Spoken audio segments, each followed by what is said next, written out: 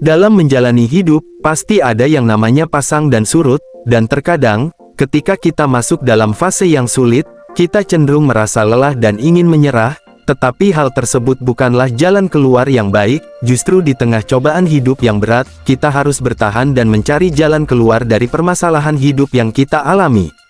Baik itu masalah keuangan, pekerjaan, keluarga dan lain-lain. Untuk itu, mungkin kita dapat belajar dari 10 karakter anime termiskin yang hidupnya susah dan serba kekurangan seperti yang sudah gue siapkan. BTW sebelum masuk dalam video, jangan lupa untuk mendukung channel ini dengan mengklik tombol subscribe, like dan komen ya, agar kedepannya channel ini semakin lebih baik dalam menyampaikan informasi-informasi seru seputar dunia anime. Oke, langsung saja tidak usah berlama-lama kita masuk dalam videonya.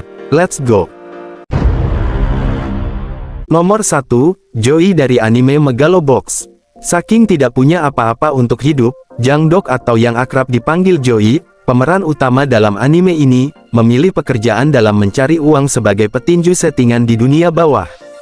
Memakai nama ring Jangdok di dunia tinju bawah tanah, tokoh utama ini dipaksa untuk menerima berbagai pukulan lawan agar bisa bertahan hidup. Untuk orang yang memiliki bakat tinju namun tidak memiliki status sosial, berpura-pura kalah di pertandingan tinju yang telah diatur adalah satu-satunya cara untuk mendapatkan uang. Dengan berpura-pura kalah, Joey mampu mengumpulkan pundi-pundi uang untuk bertahan hidup di dunia yang tidak adil tersebut. Nomor 2, Yoshi Akihisa dari anime Bakatu Testu Shoukanjou. Sudah bodoh, bernasib sial, miskin pula, itulah Yoshi Akihisa, pemeran utama dari anime ini. Sebenarnya Yoshi Akihisa bukan berasal dari keluarga yang miskin, hanya saja, kedua orang tuanya saat ini harus tinggal di luar negeri karena urusan pekerjaan mereka. Dan untuk alasan tersebut, Akihisa harus tinggal seorang diri, dengan tidak ada yang merawatnya. Ia harus menggunakan semua uangnya untuk keperluan pribadinya dengan serba irit, karena hidup dalam kemiskinan dan serba pas-pasan. Hidupnya sangat miris, bahkan untuk makan saja, ia harus membagi satu mie instan menjadi 10 bagian, dan untuk makanan sehari-harinya, ia memakan remah roti untuk bertahan hidup. Meskipun bodoh dan miskin, namun Akihisa memiliki pribadi yang lembut dan baik, karenanya dia sering kali mendapatkan bonus harem dalam anime ini. Nomor 3, Yuiga Nariyuki, dari anime Bokutachi wa Benkyou ga Dekinai. Yuiga Nariyuki adalah protagonis utama dari anime ini. Ia adalah seorang siswa menengah tahun ketiga yang sangat miskin, bekerja tanpa lelah untuk menerima nominasi VIP berupa beasiswa yang akan menutupi semua biaya sekolahnya. Namun, beasiswa ini diberikan dengan satu syarat, di mana ia harus membimbing para jenius di sekolahnya dalam mata pelajaran terlemah mereka. Melalui kerja keras dan ketekunannya, ia mampu mencapai nilai yang tinggi dalam semua mata pelajaran. Nariyuki juga orang yang peduli, karena tujuan utamanya mendapatkan beasiswa adalah untuk memberikan kehidupan yang lebih baik kepada keluarganya yang miskin. Dengan kehidupan yang serba pas-pasan, Nariyuki rajin menabung dan cukup sensitif terhadap uang. Nomor 4, Belle Cranel dari anime Danmachi. Belle Cranel adalah seorang petualang level 1 dari Hestia Familia. Hestia Familia sendiri merupakan familia kecil yang sangat miskin. Familia ini hanya beranggotakan Belle dan Hestia saja. Saking miskinnya, mereka berdua harus tinggal di bawah bangunan yang sudah ambruk, dan untuk makan sehari-hari saja, Belle harus berusaha keras mengalahkan monster dalam Dungeon dan Hestia harus bekerja keras melakukan pekerjaan sampingan. Belum lagi hutang mereka yang sangat banyak terhadap familia lainnya, membuat Belle Cranel dan Hestia patut masuk dalam karakter anime termiskin. Nomor 5, Uesugi Futaro dari anime Gotobun no Hanayome. Futaro adalah tokoh utama dalam anime ini. Ia adalah murid yang terbilang teladan dan pintar, di mana semua nilai ujiannya selalu mendapatkan nilai sempurna.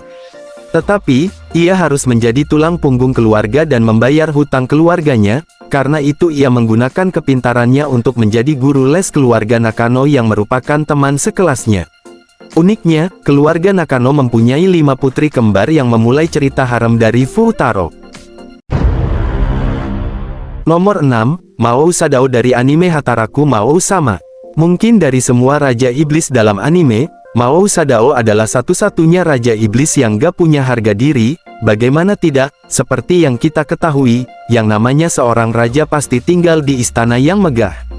Tetapi berbeda dengan Mao Sadao, di dunia manusia, ia justru harus tinggal di kontrakan yang sangat sempit dan hidup yang serba pas-pasan.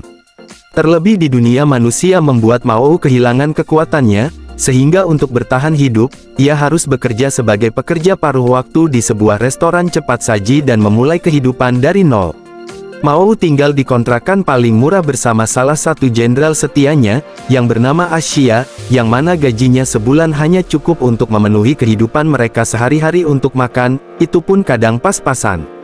Maka dari itu, mereka harus pintar-pintar menghemat pengeluaran mereka, agar besok masih bisa untuk makan. Nomor 7, Saitama dari anime One Punch Man. Meskipun sangat kuat, banyak orang sering salah paham dengan penampilannya. Bahkan saat pertama kali mendaftar sebagai pahlawan super, ia justru dimasukkan ke daftar pahlawan kelas C. Orang-orang juga menganggapnya sebagai pahlawan gadungan dan cuma numpang nama dari pahlawan kelas S bernama Genos yang saat ini menjadi muridnya. Sebagai seorang pahlawan, kekuatan Saitama memang tidak perlu diragukan lagi, tetapi masalahnya, sejak menjadi seorang pahlawan, Saitama justru tidak mempunyai pemasukan tetap. Itulah sebabnya, Saitama sangat suka dengan uang dan semua hal yang berkaitan dengan hadiah atau diskon. Oh ya, BTW Saitama jadi botak bukan karena mikirin beratnya hidup ya gengs. Nomor 8, Sakata Gintoki dari anime Gintama.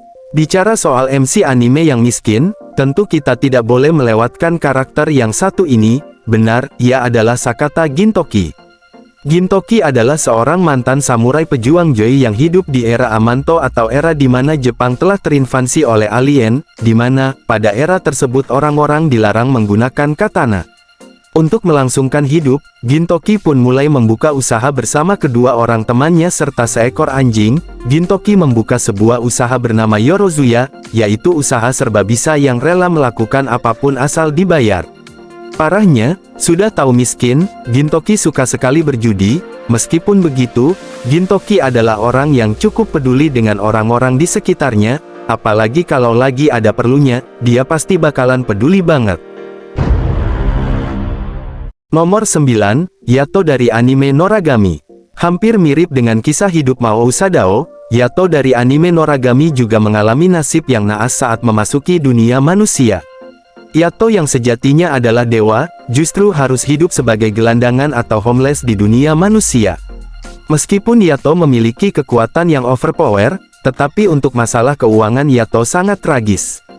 Untuk melangsungkan hidupnya, Yato rela melakukan pekerjaan apa saja asalkan dibayar.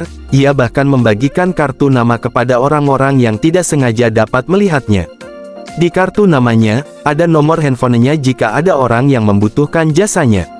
Alasan Yato mengumpulkan uang adalah untuk membangun kuilnya sendiri. Dewa harus memiliki sebuah kuil sebagai penghubung antara dunia manusia dan dunia para dewa, pikirnya. Namun meskipun begitu, alih-alih menabung, ia justru masih sering menggunakan uangnya untuk membeli barang-barang yang tidak berguna. Nomor 10, Satu Kazuma, dari anime Konosubarashi Sekai ni Sukufuku wo atau yang disingkat Konosuba. Sebagian orang yang meninggal dalam keadaan susah, pasti apabila diberikan kesempatan hidup untuk yang kedua kalinya, akan meminta kehidupan yang lebih baik. Tetapi hal tersebut tidak dialami oleh karakter anime yang satu ini. Ketika ia mati, ia justru ditertawakan oleh seorang dewi di alam baka karena mati dengan cara yang konyol. Kita semua tahu bahwa Kazuma adalah seorang MC useless yang hidupnya sangat miris, sudah mati konyol, niat bikin party pahlawan malah bikin grup lawak, miskin, banyak hutang, sial dan masih banyak lagi. Saking miskinnya, setiap hari Kazuma harus kerja keras banting tulang, bercucuran keringat untuk melangsungkan hidupnya. Meskipun begitu, Kazuma cukup menikmati petualangannya di kehidupan yang keduanya ini dengan terlilit hutang. Nah, jadi itulah 10 karakter utama anime termiskin versi Nameless.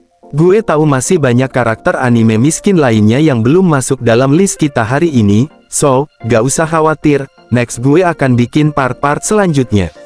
BTW jika kalian suka dengan video dari kami, jangan lupa untuk mensupport channel ini dengan mengklik tombol subscribe dan tinggalkan jejak di kolom komentar ya, agar kedepannya channel ini menjadi semakin lebih baik lagi. Thanks for watching and see you on the next video.